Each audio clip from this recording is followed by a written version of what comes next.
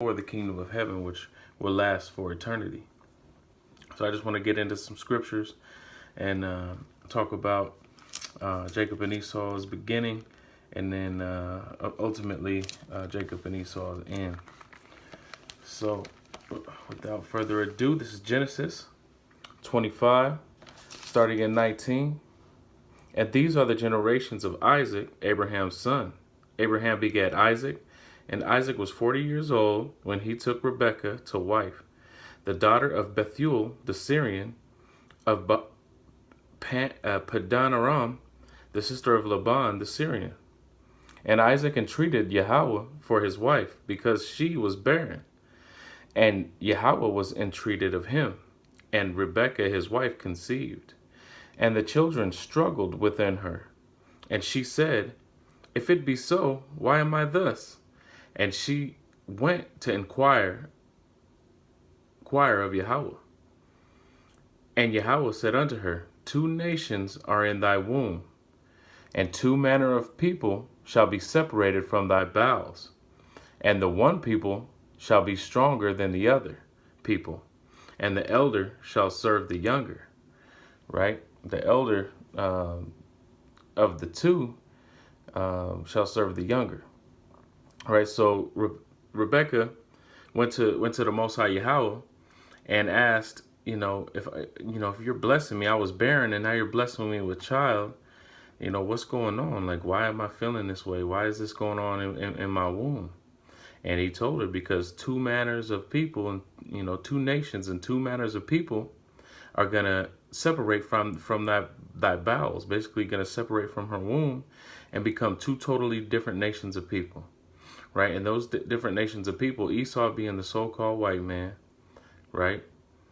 And Jacob being you so-called Negroes, Latinos, Native Americans, Seminole Indians, right? And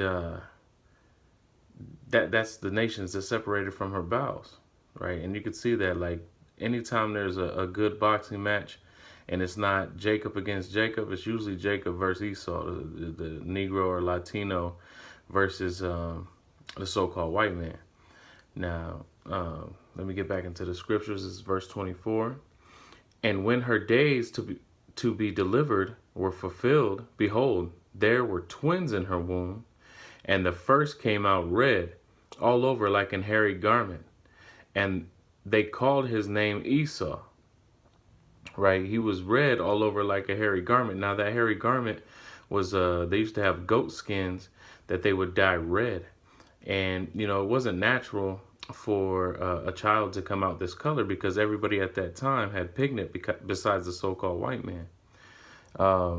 So when Esau was born and they brought him out, and that's, they use things that they can reference to, and that was the biggest reference. Like, oh snap, this kid's red as hell, because you so-called white people are not white, you're red, right?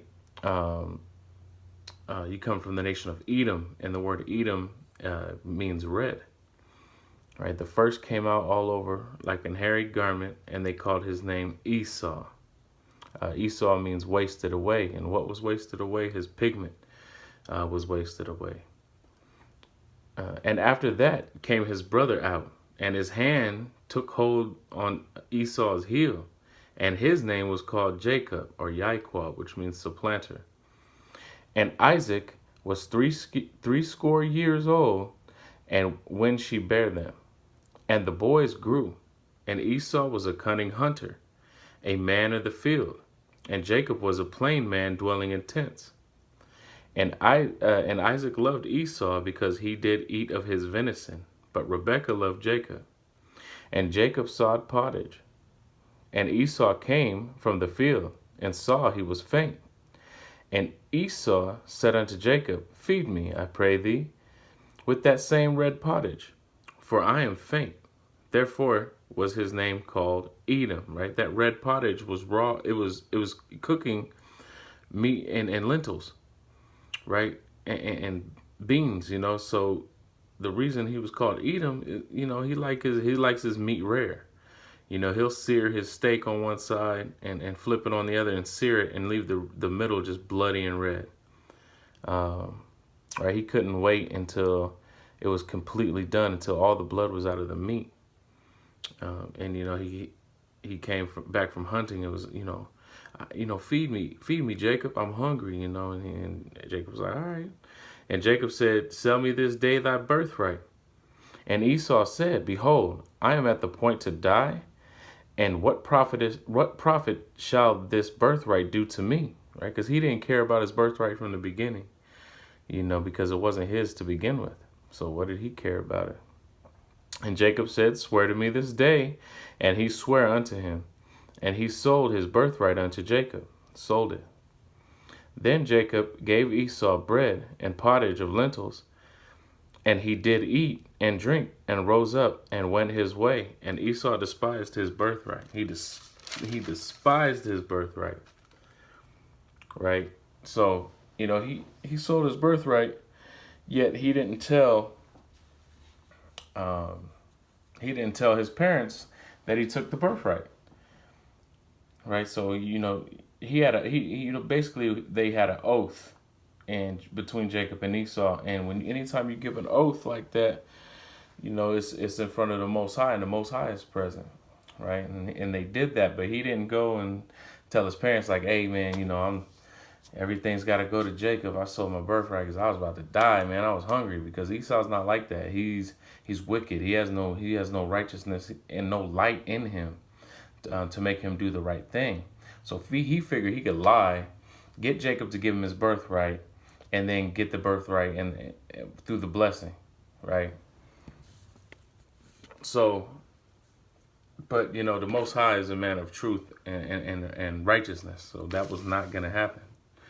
This is 2nd Esdras 6 and 9. I'll start at 8. And he said unto me, for Abraham unto Isaac, when Jacob and Esau were born, of him Jacob's hand held first the heel of Esau. Right? So just like the account in Genesis, he held the heel, right? Because remember, it represents two nations, and these two nations are the nations that are going to be the last nation of this world, or this current way of things. And Jacob is going to be of that which followeth, right? The kingdom of heaven, the righteous kingdom which will last for eternity. For Esau is the end of the world, and Jacob is the beginning of it that followeth, right? So, the kingdom of heaven belongs to Israel, to the 12 tribes of Israel, right? To Yahweh Shai, mainly, but he shared his birthright with 144,000, 12,000 from each tribe who will rule the nation, their nations. So, that's basically the history of Jacob and Esau. Now, we're going to get into a little bit of proof of how we know that Esau is the so-called white man, and how we know that this is the end. So this is Job 9 and 24.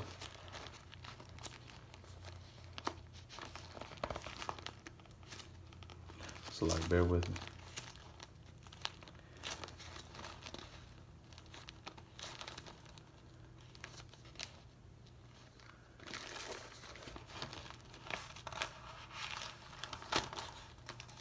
All right, this is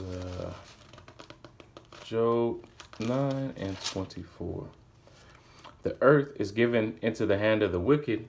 He covereth the faces of the judges thereof. If not, where and who is he? So who's done this, right? Who's covering? Who went to Greece and took the dark skin images of the Greeks at the time? If you look at the pottery, it used to be all dark skinned people on those potteries, right? Those were Japhites from the nation of Japheth, which would be your Samoans, Tongans. I think they're called Kiwis from New Zealand, your Hawaiian, Chamorro, what they like to call themselves, Chamorro, Guamanians, Micronesians, Aborigines from Australia, a lot of your Filipinos. Those were the original Greeks, Right? He did the same thing with the Spartans. Right? He always wanted to take everybody's land, conquer their land, and then start painting up his own images of himself. Like, oh yeah, this is me. Egypt. He did that in Egypt. During the time of the general, I believe it was called Alexandria, but it was one of Alexander's four generals.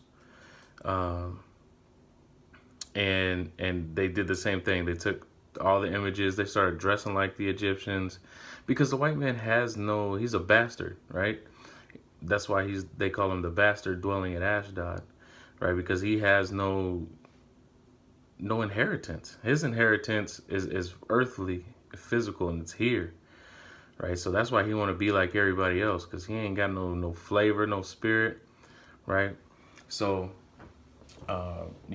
he cover up the faces of the judges thereof, and the main face that he covered up was our Lord and Savior Yahweh Shai. He covered up the face of Yahweh Shai and put an image of Caesar Borgia up, a vile, wicked creature, Edomite.